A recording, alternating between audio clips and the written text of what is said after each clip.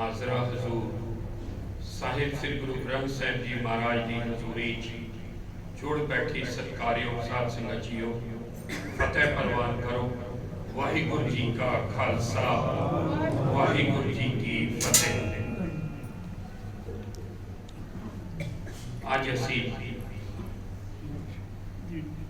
श्री गुरु नानक साहिब जी के पवित्र जन्म स्थान गुरुद्वारा ननकाना साहिब विखे 20 फरवरी 1921 ठीक 100 साल पहला जो 150 तो वध ਸਿੰਘਾਂ ने शहीदियां दित्तियां सन, जिन्होंने असी साका ननकाना साहिब भी कहते हाँ, उसका इतिहास आप जी नाल साझा करांगा। आखिर साका ननकाना साहिब वापरिया क्यों कुछ घंटिया के अंदर ही 150 तो वध ਸਿੰਘਾਂ ਨੂੰ गुरुद्वारा गुरुद्वारा ननकाना साहिब विखे शहीद कर दिता गया। कारण की सी पहले इससे विचार करांगे। असीं सारे जानते हाँ कि 1849 विच अंग्रेज़ों ने पंजाब से अपनी कुटल नीतियां राही पूर्ण कब्जा कर लिया।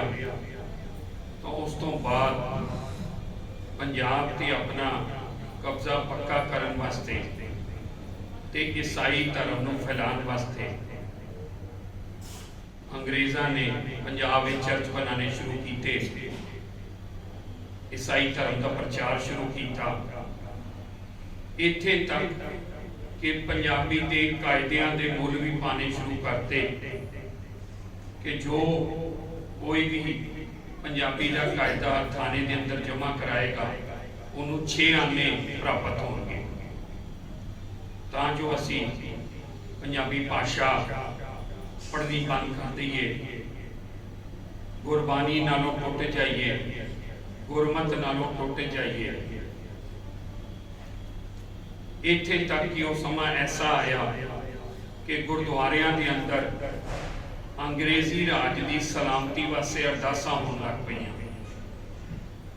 अंग्रेज़ां नूं टोपी वाले सिख कहा जाण लग पिया।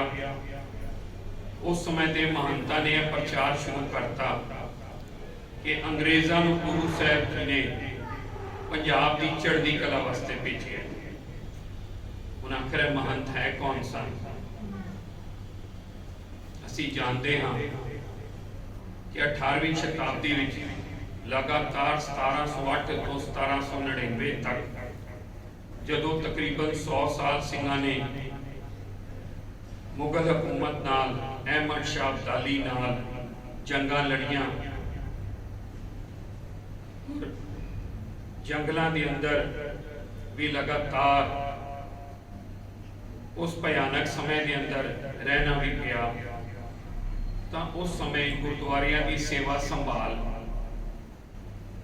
ऐसी शख्सियत कोल सन जो पूर्ण तौर पर न सिख सन न हिंदू सन, जिन्होंने असीं निर्मले उदासी साधु भी कहने हैं। और इन्होंने बखूबी बड़ी मेहनत नाल इस औखे समय विच साडे सारे गुरुद्वारियां की बहुत सोहनी सेवा संभाल की।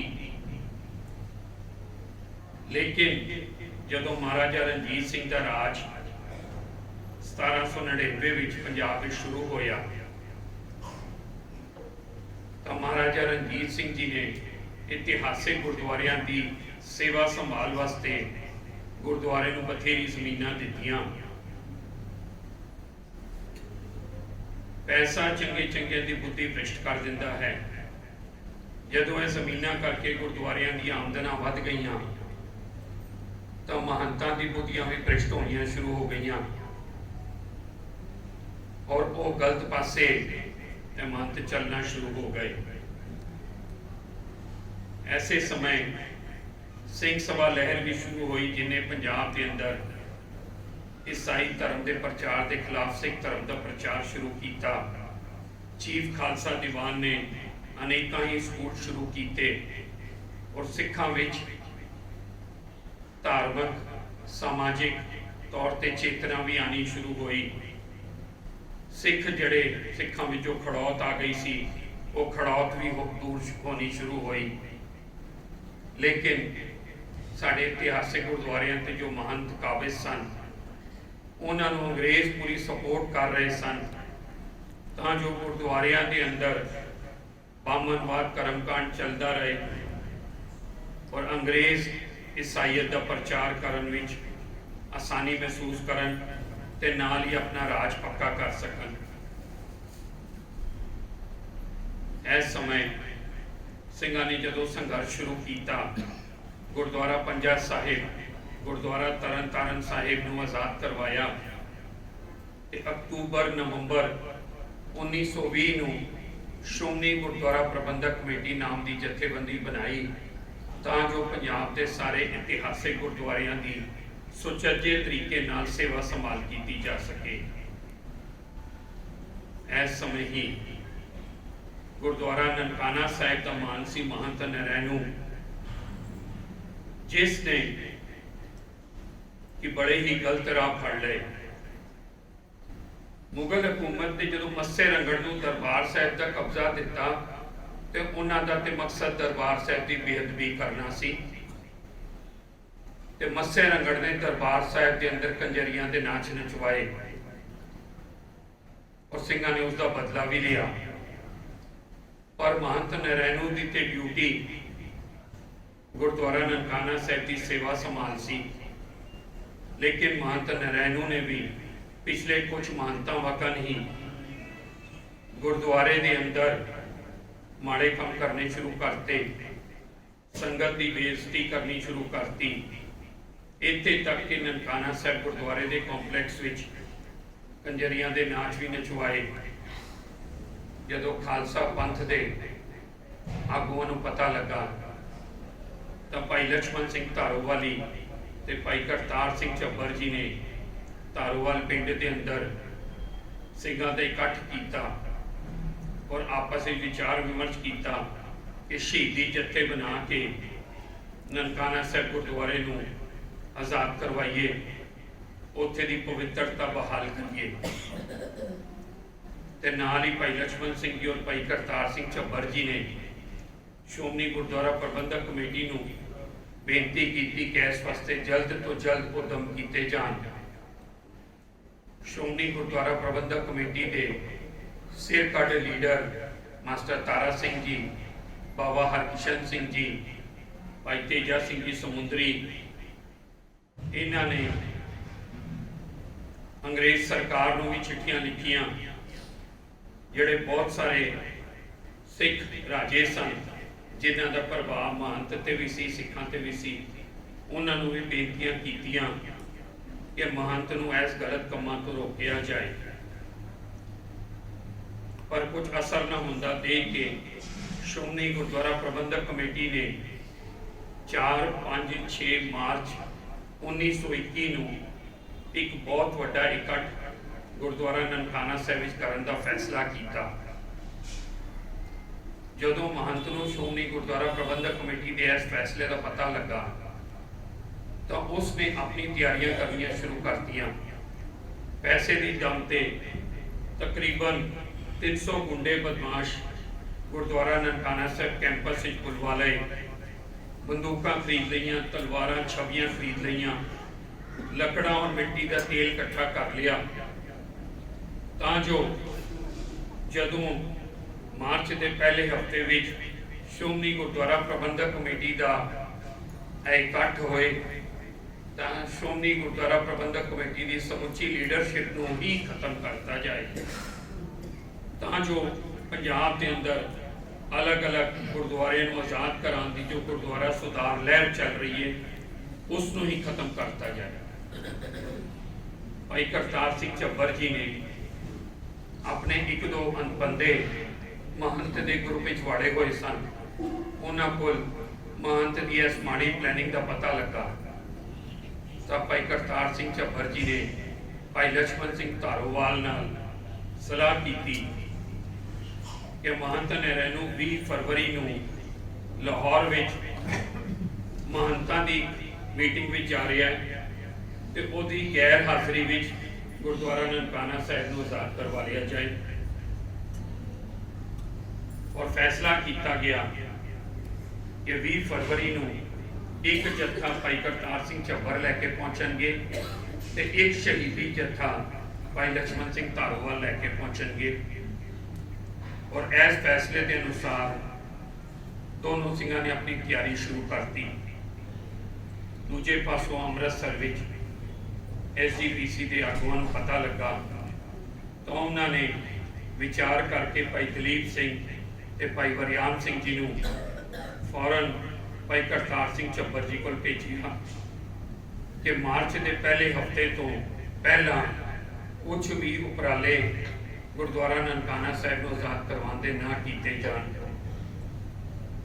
श्रोमणी गुरुद्वारा प्रबंधक कमेटी के हुक्म को मनदिया भाई करतार सिंह झब्बर जी ने चंद्रकोट में ही अपने जत्थे को रोक लिया ते नाल ही भाई दलीप सिंह जी और भाई वरियाम सिंह जी अगे ननकाना साहिब वाल टुर पे तां भाई लक्ष्मण सिंह धारोवाल के जत्थे को भी रोकया जा सके। और 20 फरवरी 1921 को अमृत वेले भाई दलीप सिंह जी ते भाई वरियाम सिंह जी ननकाना साहिब पहुँच गए। ननकाना साहिब गुरुद्वारे तो कुछ दूरी ते उन्होंने भाई लक्ष्मण सिंह धारोवाल जी को श्रोमणी गुरुद्वारा प्रबंधक कमेटी की चिट्ठी भी दी, हुक्म भी सुनाया कि मार्च के पहले हफ्ते तो पहला गुरुद्वारा ननकाना साहिब को आज़ाद कराने की कोशिश ना की जाए। तो भाई लक्ष्मण सिंह धारोवाल जी ने कहा असी घरां चों अरदास करके चले हाँ, असी गुरुद्वारा ननकाना साहिब से जरूर जावांगे। अगों नाल ही उन्होंने जत्थे दे भाई टहल सिंह जी ने भी कहा कि अज मतलब 20 फरवरी 1921 को श्री गुरु हर राय साहिब जी का प्रकाश पुरब सी, सो अज गुरुद्वारे साहिब मत्था ते जरूर टेकांगे। चलो अज आज़ाद कराने की कोशिश नहीं करांगे, यह मुहिम पहले हफ्ते मार्च में ही सर करांगे। तो 150 सिंघां का जत्था अमृत वेले गुरुद्वारा ननकाना साहिब पहुँच गया और सारे सिंह दरबार हॉल में मत्था टेक के दीवान के अंदर सज गए। भाई लक्ष्मण सिंह जी महाराज की ताबिया बैठ गए और इस सारे सिंघां ने बड़े शांतमय रूप में पाठ करना शुरू करता, गुरबानी पढ़नी शुरू करती। लेकिन महंत नारायण ते उहदे गुंडियां ने पूरी तैयारी की हुई सी। दरबार हॉल के दरवाजे बंद कर दिते गए और जेड़े होल्स दीवारां विच कीते गए सन उन्हां राहीं सिंघां दे उत्ते जो कि बड़े शांत रूप विच गुरबानी पढ़ रहे सन गोलियां वरसानियां शुरू कर दित्तियां। तो दरबार हॉल के अंदर तकरीबन 25-30 सिंह गोलियां नाल शहीदियां प्राप्त कर गए। महाराज के स्वरूप नूं भी गोलियां लगियां। दरबार हॉल का फर्श खून नाल लालो लाल हो गया। बाकी सिंघां ने बड़ी मुश्किल दरवाजे खोल के ननकाना साहिब गुरुद्वारे के कॉम्पलैक्स इधर उधर जाने की कोशिश की। तो महंत के गुंडियां ने सिंघां नूं लभ लभ के जो कि कोई लड़न की तैयारी नाल नहीं आए सन उन्होंने बंदूकों नाल तलवारां नाल छवियां नाल उन्होंने मारना शुरू कर दिता और कुछ घंटिया के अंदर गुरुद्वारा ननकाना साहिब का पूरा कॉम्पलैक्स सिंघां दी लाशां के ढेर विच बदल गया। सारे पासे फर्श खून दे नाल लालो लाल होया पिया सी।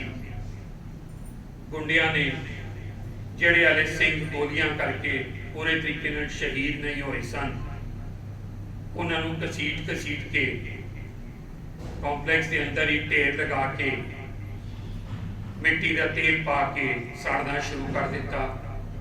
सिंघां दे टोटे टोटे करके तंदूरों में साड़ने शुरू कर दिते। भाई लक्ष्मण सिंह जी को जंड के पेड़ के नाल लटका के नीचों अग लगा दी।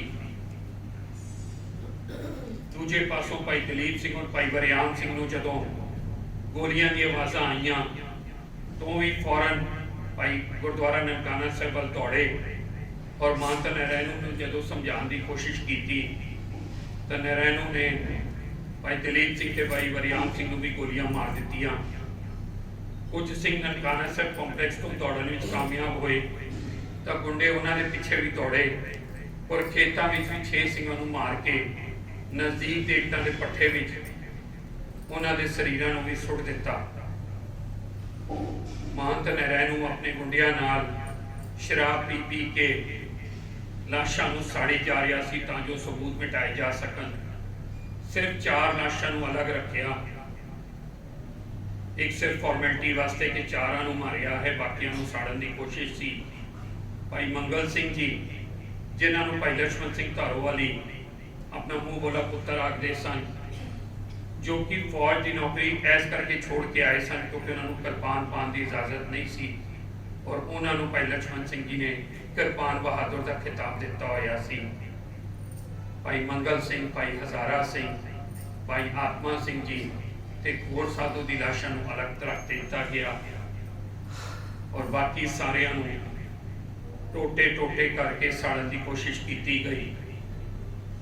गोलियां की आवाज़ां सुन के स्टेशन मास्टर ने तो होर बहुत सारे लोगों ने पोस्ट ऑफिस राही पूरे पंजाब में टैलीग्राम्स करनियां शुरू कर दियां और शाम के वेले तक डिप्टी कमिश्नर मिस्टर करी पुलिस अफसरां नाल पहुंचिया, लेकिन उसने कुछ भी महंत के खिलाफ एक्शन नहीं लिया क्योंकि सीधे असीधे तौर पर अंग्रेज सरकार महंत का पक्ष पूर रही सी क्योंकि अंग्रेज चाहते सन कि गुरुद्वारे ते महंतां का कब्जा रहे। रात तक भाई करतार सिंह झब्बर भी शहीदी जत्थे नाल पहुंच गए, लेकिन दूजे पासों कमिश्नर मिस्टर किंग भी फौज नाल पहुंच गया और गुरुद्वारे नूं घेर लिया कि सिख गुरुद्वारे के अंदर ना वड़ सकन। भाई करतार सिंह झब्बर ने स्पष्ट रूप में कहा कि सानू हुणे ही गुरुद्वारा ननकाना साहिब की चाबियां चाहिए हैं। कमिश्नर मिस्टर किंग ने कहा चाबियां तो कल ही देंगे, अगों फौज तैयार है तुहाडा मुकाबला करने वास्ते। पर जदों भाई करतार सिंह और उन्होंने शहीदी जत्था अगे वधिया मुकाबला करने वास्ते तो मजबूरन मिस्टर किंग ने 20 तरीक रात को ही गुरुद्वारा ननकाना साहिब के ताले दियां चाबियां भाई करतार सिंह झब्बर के हवाले कर दियां। नाल ही महंत ते उहदे 50-60 गुंडियां नूं गिरफ्तार कर लिया। बाकी गुंडे बदमाशां नूं ते महंत दिने ही उथों दूजे पासे रवाना कर चुका सी। भाई करतार सिंह झब्बर जदों सिंघां दे नाल अंदर वड़े ते पूरे कैंपस नूं सिंघां दे पवित्र लूह नाल सरोबार देखिया। अगले दिन सवेरे पूरे पंजाब तो सिंघां ने पहुंचना शुरू करता। श्रोमणी गुरुद्वारा प्रबंधक कमेटी के आगू मास्टर तारा सिंह जी, बाबा हरकिशन सिंह जी, मास्टर मोता सिंह जी हजारा संगत नाल पहुंचना शुरू हो गए। 21 और 22 फरवरी नूं गुरुद्वारा ननकाना साहिब के पूरे कंपलैक्स नूं साफ किया गया। सिंघां दी लाशां नूं इकट्ठा किया गया क्योंकि इस तरह टुकड़ियां विच लाशां फैलियां पईयां सन। लाशां नूं घसीटण दे निशान पूरे पासे नज़र आ रहे सन। उन्हां नूं इकट्ठा करके एक वड्डा अंगीठा साहिब तैयार किया गया और 23 फरवरी नूं सवेरे बड़े ही वैरागमई माहौल विच लेकिन जोश विच सिंघां ने 156 शरीरां दा संस्कार किया और उस तो बाद गुरुद्वारा ननकाना साहिब की सेवा संभाल आरंभी। साडे बजुर्गों ने बड़ियां शहीदियां दे के बड़ियां घालना घाल के गुरुद्वारियां नूं पंजाब विच महंतां तो आज़ाद करवाया और गुरुद्वारा ननकाना साहिब की शहीदी साके ने ते पंजाब के अंदर इनकलाब ही लिया दिता। इस तो बाद गुरु के बाग का मोर्चा लगा, जैतो का मोर्चा लगा जो तकरीबन पौने 2 साल चलिया ते खालसा पंथ ने पंजाब में सारे गुरुद्वारे महंतां तो आज़ाद करवाए। पर सिंह हमेशा ही कौम के दुश्मनों नूं सोधदे भी रहे हैं, बदले भी लेंदे रहे हैं। सरकार ने सिर्फ फॉर्मेलिटी वास्ते महंत नरैनू ते उसके गुंडियां ते मुकदमे चलाए और अक्तूबर 1921 नूं महंत नरैनू ते उहदे कुछ गुंडियां नूं फांसी की सज़ा डिक्लेयर हुई। लेकिन कुछ महीनों बाद हाई कोर्ट के जज ने, जो कि खुद अंग्रेज जज सी, वड्डी रिश्वत खा के महंत नरैनू और इहदे गुंडियां की फांसी की सज़ा भी खत्म करती और इन्हों उम्र कैद दे दी। महंत नरैनू 1930 तक दिल्ली की तिहाड़ जेल में 20 क्लास की फैसिलिटीज़ नूं मानदा होया अंग्रेज कैदियों नाल रिहा और 1930 में रिहा होया। लेकिन उस तो बाद एक नॉर्मल मौत मरिया। दुख की गल कि उसनूं किसी ने सौदा नहीं लाया। हालांकि दूजे पासों बब्बर सिंघा ने 1921 तो 1925 तक एक बड़ी जबरदस्त मुहिम शुरू की सी, जिस विच बब्बर सिंह कौम के दुश्मनों को सोधते सन। पंजाब और भारत की आज़ादी वास्ते उन्होंने अंग्रेज अफसरों को भी सोधिया, पिंडां के नंबरदारों को भी सोधिया, जो कि पंथ नाल देश नाल गद्दारी करते सन। तो बब्बर सिंघा ने 1922 मीटिंगां कीतियां। भाई किशन सिंह गड़गज, भाई बेला सिंह जी, भाई गंडा सिंह जी, भाई तोता सिंह पेशावरी, इन्होंने तय किया कि जिहड़े पुलिस अफसरां ने महंत का साथ दिता है उन्होंने भी सोधना है। इतों तक के करतार सिंह बेदी, जो कहन साहिब श्री गुरु नानक साहिब जी के वंश का सी, लेकिन लगातार वो महंतां का साथ दे रहा सी। नाल ही सुंदर सिंह मजीठिया भी इनडायरैक्टली महंतां का साथ दे रहे सन, तो उन्होंने भी सोधन का प्लान बनिया। भाई बेला सिंह ते भाई गंडा सिंह जी, जो कि भाई किशन सिंह गड़गज के नाल ही मिलिटरी विच सन और फौज की नौकरी छोड़ के सिर ते कफन बन के पंजाब को आज़ाद कराने वास्ते कौम की सेवा कर रहे सन।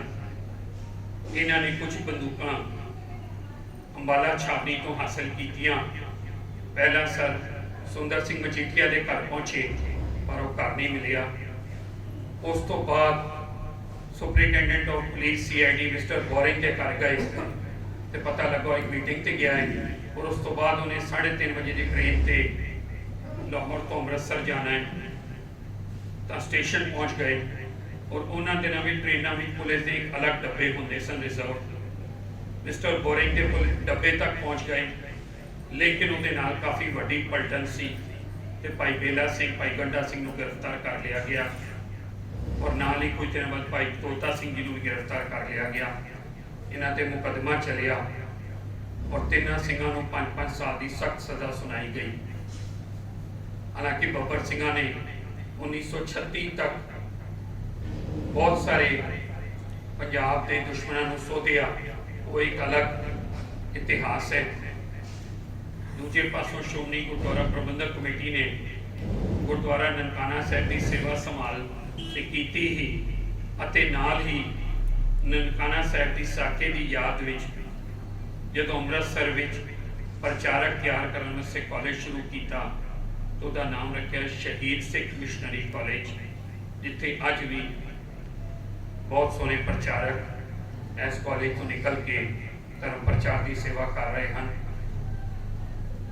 ਹੁਣ जो है गुरुद्वारा सुधार लहर शुरू हुई सी। इस गुरुद्वारा सुधार लहर के मकसद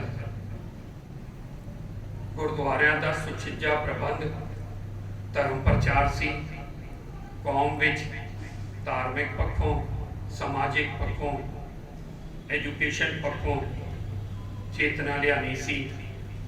ते ननकाना साहिब गुरुद्वारे ने भी इस विच बखूबी रोल अदा किया। जदों 1934-36 डॉक्टर अंबेडकर ने ऐलान किया कि वह सिख बननगे और नाल ही उन्होंने खालसा पंथ को बेनती की कि उन्होंने बॉम्बे में एक प्रिंटिंग प्रेस और एक कॉलेज तैयार करके दिता जाए। तो ननकाना साहिब गुरुद्वारे कमेटी ने बॉम्बे के अंदर फौरन जमीन खरीदी, उत्थे एक प्रिंटिंग प्रेस शुरू की तो डॉक्टर अंबेडकर को एक कॉलेज भी शुरू करके दिता। लेकिन कुछ कारणों करके खास करके वो अंदर सो कॉल्ड महात्मा गांधी का भी बड़ा अहम रोल रहा कि डॉक्टर अंबेडकर करोड़ों दलित हिंदुओं के नाल सिख न बने तो बोधी बन गए। तो डॉक्टर अंबेडकर इन्ना ईमानदार शख्सियत सी कि उसने कॉलेज की जमीन खालसा पंथ को वापस करती, क्योंकि वो सिख नहीं बने सन, उन्होंने बोधी बन गए सन। उत्थे सिंघां ने फिर खालसा कॉलेज की नींव रखी, जिसमें असीं बॉम्बे खालसा कॉलेज भी कहने हैं। जदों असीं इतिहास पढ़ने हैं तो उसका मकसद सिर्फ इतिहास पढ़ना नहीं, बहुत कुछ सीखना भी होता है। जिस मकसद नाल श्रोमणी गुरुद्वारा प्रबंधक कमेटी बनी, बाद में दिल्ली गुरुद्वारा प्रबंधक कमेटी भी बनी, और अज सिस्टमैटिकली हर छोटे बड़े शहरों में गुरुद्वारा प्रबंधक कमेटियां गुरुद्वारे की संभाल वास्ते हैं। लेकिन अनफॉर्चुनेटली असी गुरुद्वारियां नूं सिर्फ पूजा का स्थान बना दिता है। इन्नी वड्डी गुरुद्वारा सुधार लहर शुरू हुई सी कौम नूं चेतन करन वास्ते, कौम नूं मजबूत करन वास्ते, पर अज साडी गुरुद्वारा प्रबंधक कमेटियां अपने फर्ज भुला चुकियां हैं। कौम नूं हर पक्षों मजबूत करना गुरुद्वारा प्रबंधक कमेटियां का फर्ज है। सो असी इस चीज़ को जरूर सीखिए तां जो अपने कौम नूं मजबूत करिए। और फिर एक बेनती करांगा, जिथे असी गुरबाणी पढ़ने हैं अपने इतिहास नाल भी जुड़िए, क्योंकि सानू साडा इतिहास सिखाता है कि साडे बजुर्गां ने सानू साडा वर्तमान स्वरूप देने वास्ते कितनियां वड्डियां कुर्बानियां दित्तियां, कितनियां शहीदियां दित्तियां, और सानू एक बड़ा शानदार जीवन बख्शिया। पर असी भी अज शायद उस राह तो भटक चुके हाँ। कोशिश करिए कि इतिहास पढ़िए और पंथक सोच में जुड़िए। वाहिगुरू जी का खालसा, वाहिगुरू जी की फतेह।